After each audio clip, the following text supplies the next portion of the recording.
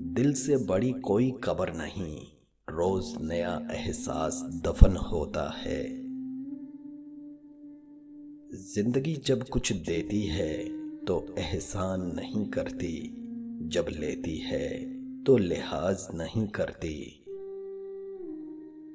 جس کی باتیں کڑوی اور نظریں تم پر جمی ہوں وہ تمہارا سچا دوست ہے۔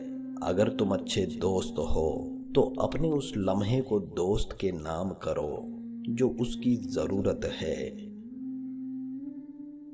ایک دانا کا قول ہے کہ نقصان ہو جانا اور نقصان کو دل کا بوجھ بنانا، یہ مل کر دو نقصان بنتے ہیں۔ جو ایک خسارہ ہو چکا وہ تو ہو چکا، تاہم دوسرے خسارے سے آدمی خود کو بچا سکتا ہے۔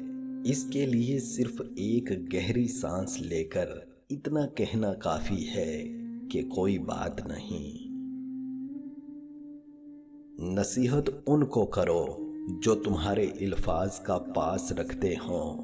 اپنے نظریے کا پرچار، تکرار اور انکار سے نہ کرو۔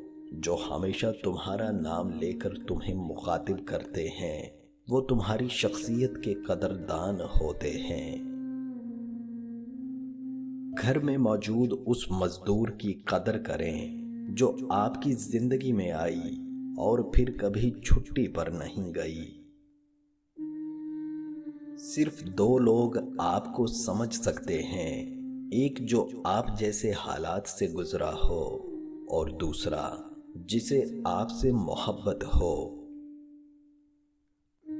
جس گھر کی عورتیں نظریں جھکا کے چلتی ہیں اس گھر کے مرد سر اٹھا کے چلتے ہیں۔